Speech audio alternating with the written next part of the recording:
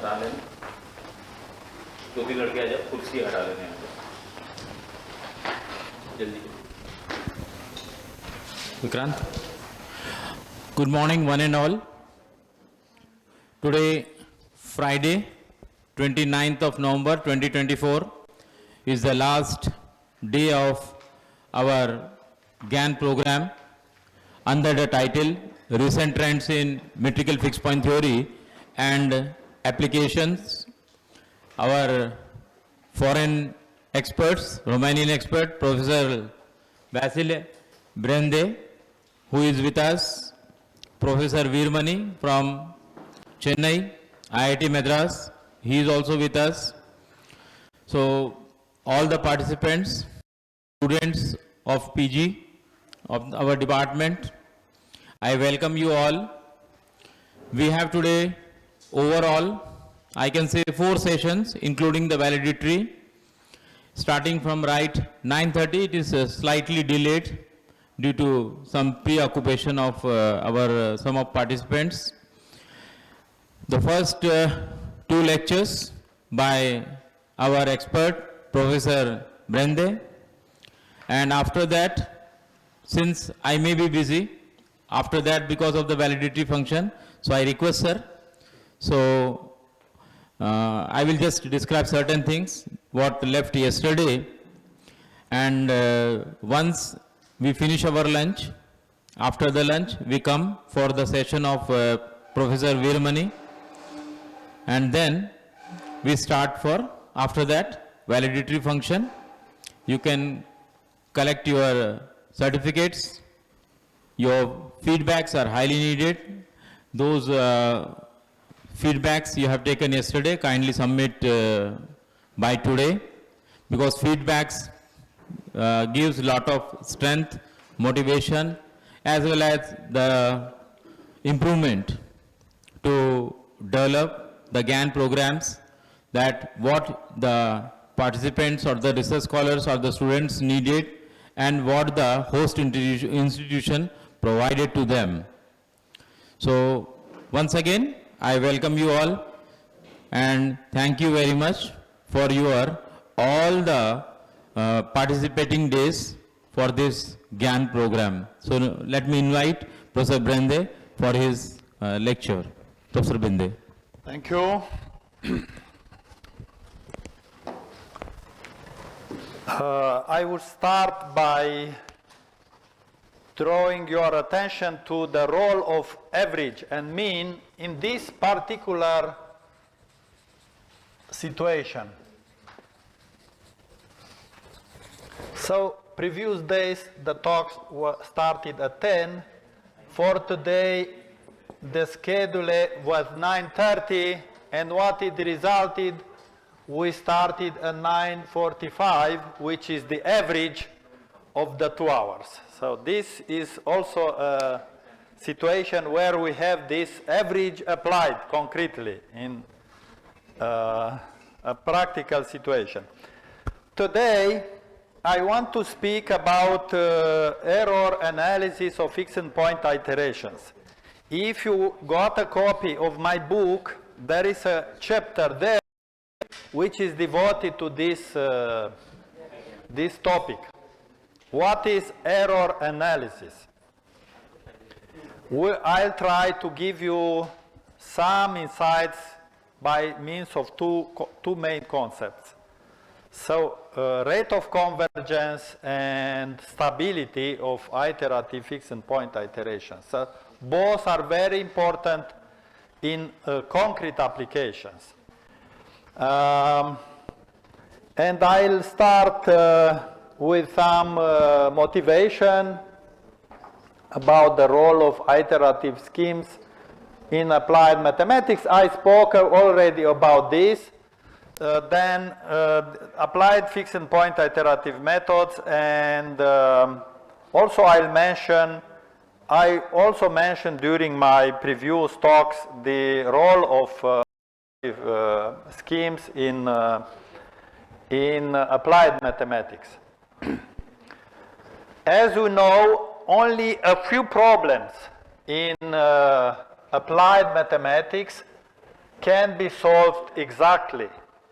So this is why we solve approximately, and to this aim we need mathematical numerical methods. Amongst the most important such numerical methods, we have these fixed point iterative schemes, which mainly come from this theory of iterative schemes. We can get starting from the equivalent fixed point problem into which we convert a certain problem. My intention is to show concretely how we do this in a very elementary context. So, as I explained, from this formulation, we immediately can construct these iterative schemes.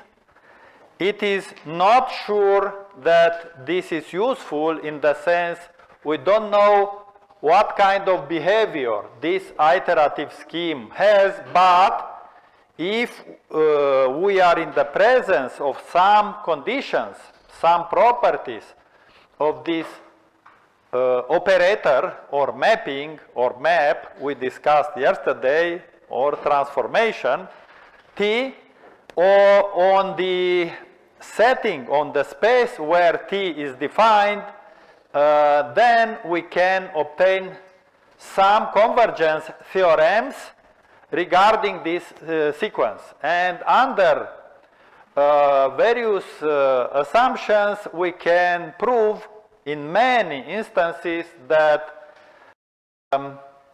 if T satisfies a certain strong contraction condition, then we have the convergence ensured. So this is our method, we can solve the problem. But as I pointed out in some other presentations, this scheme, which is very simple, very natural, does not work in all situations. So we need more elaborate iterative schemes, especially as we have seen for mappings having satisfying weaker contraction conditions, like the ones I have here, non-expansive, quasi-non-expansive, and so on. In that cases, we need more elaborate iterative scheme. It doesn't matter which kind of iterative scheme. So in this book, you can find this chapter about error analysis, but I speak today in a more elementary way about this. So just a kind of systematization of what I spoke until today. We have this fixed point problem, x equal to x, and what is essential in this with respect to this problem? We need conditions which ensure existence of fixed points. Then in many situations we need to have conditions which ensure also uniqueness of the fixed point, which is the solution of the original problem. Sometimes we are dealing with some topological properties of the set of fixed points in case this set is not a singleton. It consists in many. Hello?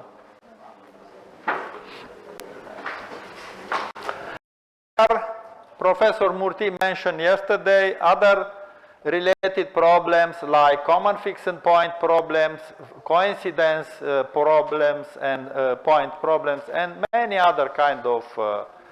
There is also this class of problems I touched in my presentation: split fixed point problems, split feasibility, and the split common, split coincidence, and many other problems. So in fact, we are dealing with mainly with iterative methods for approximating fixed points, and to show some applications of fixed point theorems to solve functional equations. I have touched this topic. I also have touched this variational inequality problem, but I had no room to discuss about optimization problems, which are very important and which can be also transformed into a fixed point problem, and many iterative schemes used now in optimization are in convex optimization mainly, but not only in convex, also in non-convex optimization are fixed point type schemes. So mainly, as I announced at the beginning, I tend to speak about order of convergence of such fixed point iterative schemes and about the stability of iterative schemes. I would like to discuss this very simple example.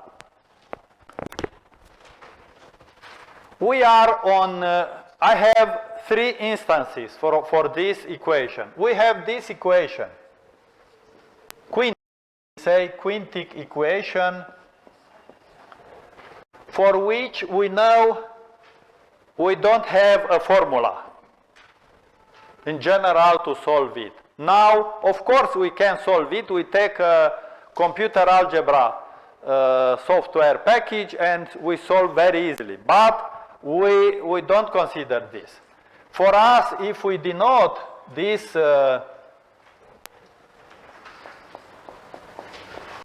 left-hand side by f, it is immediately to see that f of 1 is minus 1, that f of 2 is 32 minus 3, so it will be plus 29 is positive, f is continuous, hence for sure we have a solution of this equation in this interval. How to compute this solution? So one way to compute is to transform it in a fixed point problem.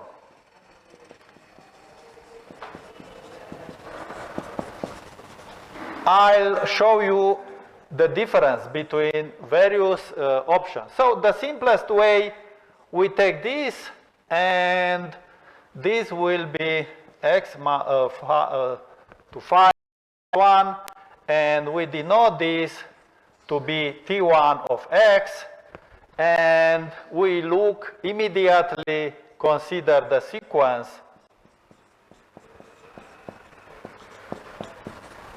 Then, to approximate this solution, we start by some x0. It is not important, but we'll start from x0 in 1/2. Let's say x0 equal 1.5.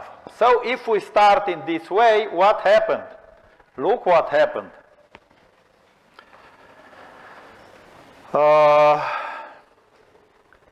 T is strictly expanding.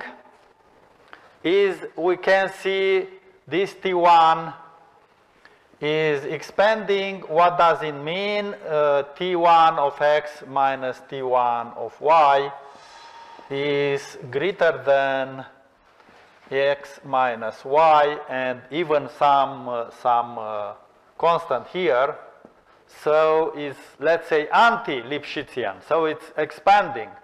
T1 is also increasing, and it is easy to see that this sequence will go to infinity. So this method is not at all useful for us. So this fixed point problem, because the operator T1 has no appropriate properties to can apply a contraction, let's say type fixed point theorem.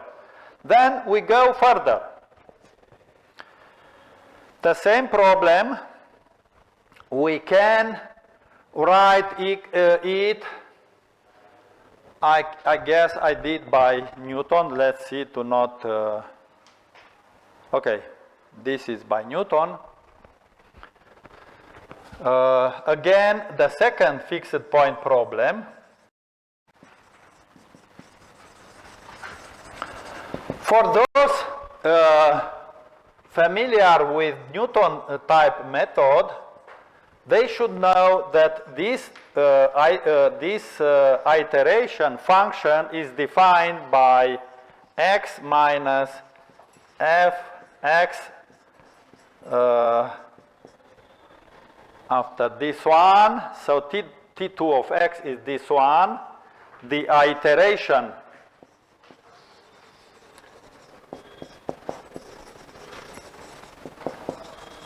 function, and having this function, then our problem is equivalent to this one, and we can see that if we compute this, this will be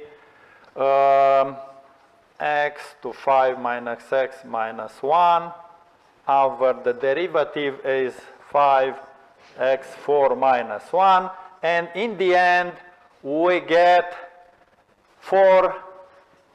4x5, all right, plus x minus x, and which is plus 1. That is correct. And in that case, the iterative scheme is this one, which is suggested by this is 4xn to power 5 plus 1 over 5x to 4 minus 1 xn and greater than 0. What happened? This is the so-called Newton method, but I constructed it as a fixed point iterative scheme. And it is known, it is easy to show that this T2 is quasi-contractive. What does it mean, quasi-contractive? I'll show later.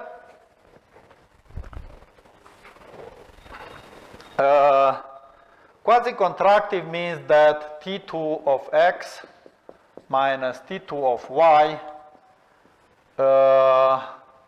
this is the Banach contraction condition. And quasi means is that T2 of x minus the solution is less than this y minus the solution, its solution, sorry. This is, and we can prove that this scheme, which is the Newton method, converges this time for some starting points x0, but not necessary in 1 over 2. So this xn converges to x star as n tends to infinity, but not for all. I'll have some numerical experiments. I'll show what behave this. So not for all starting points it converges, but for some close enough to our solution I'll show you immediately which is of this equation. And the third way to write this problem is the third fixed point equivalent problem is the following one.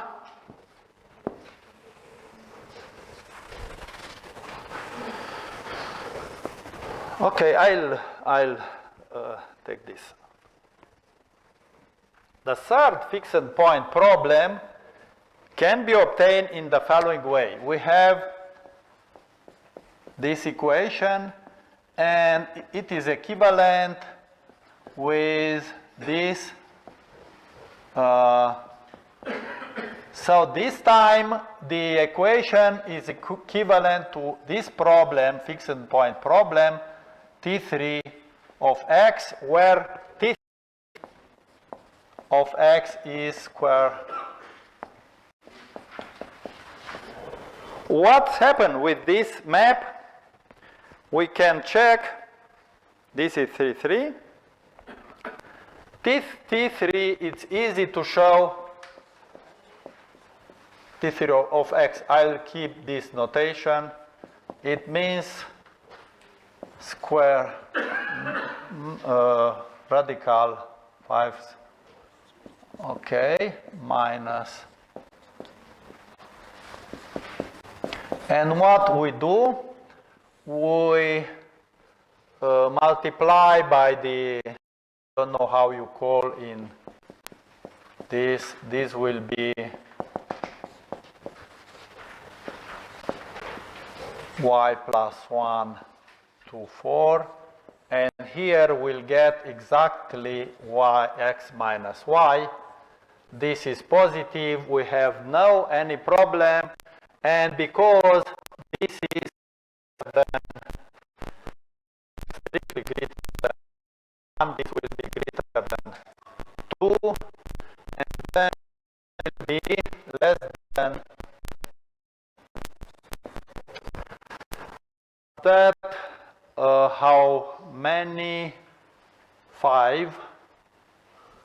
It will be 1 over 5, 2 to the power 4 over 5. This will be the coefficient, the contraction coefficient. So this is a Banach contraction. And because we know Banach contraction theorems, what does it mean? This sequence xn plus 1 radical of rank will converge to our solution for all x0, and not only in 1 over 2. So this is a difference. What does it mean? We have a nonlinear problem. It should be a differential equation. It should be an integral or a functional equation. By a certain method, we convert it in a fixed point problem. So not any fixed point problem is useful for us. You have seen T1 was not useful because we don't have convergence. T2 was useful because we get convergence, and by performing some numerical test, look, if we start, I did this, our solution is here. Here is somewhere x star, but we start from x0 here, very far from the solution, but we still got the solution after 13 iterations, and using the second method, the second fixed point problem, yes, and using the contraction T3, we get in 5 iterations. So in that case, it doesn't mean that the scheme xn equal xn plus 1 T2 of xn is better than xn plus 1 equal T3 of xn, or the reverse. We cannot say in general, but in this instance, for this particular value, for this particular map, for this particular equation, it happens that the iterative scheme generated by a contraction is converging faster than the iterative scheme corresponding to a quasi-contractive mapping. They are different concepts. So this shows us that in applications we should try to identify, here is the definition of the quasi-contractive. You can see is exactly like the contraction, Banach contraction, but instead of y, we have a fixed point of this map. So this means we have a contractive. Once more, I want to insist on this. Newton method has rate of convergence 2. But in that case, it converges slower than the Picard iteration. Picard iteration has rate of convergence 1, but it converges in this particular case faster. For this initial value, for this map, it converges faster. So let's have a look on what I did. So we have a functional equation. We want to transform it in a fixed point problem. And if we do this in an appropriate way, then we can use tools coming from fixed point theory. In general, we can get a useful fixed point problem. This problem will be constructive, will be useful for us if the assumptions of, let's say, this equation should be f equals 0, and we transform it into a fixed point problem. If the assumptions on f lead to properties of contractive type, then we can use metrical fixed point theorems to ensure existence and uniqueness. But as we have seen, we could have many equivalent fixed point problems, and so which is the best? This is the problem. Just to stress on what did Picard. So Picard was the first I showed you at the beginning of this course. Picard was the one to note that Lipschitzian property leads to contractive type, to contraction conditions. So this property naturally is converted into contractive type conditions. Also, I mentioned yesterday monotone type properties for an operator which appear in such a problem correspond to contractive type properties. So these are actually our interest. First, how to identify the most convenient fixed point problem corresponding to a given functional equation. We have seen from these three equivalent fixed point problems, the last one is the best, at least from the point of view of this experiment. This conversion, if we can convert appropriately, we'll have a constructive fixed point theorem in the sense that it provides us a method for solving the fixed point problem, which means solving the original nonlinear problem. And the idea is that in concrete applications, we do not get always a contraction like T3. We can get non-expensive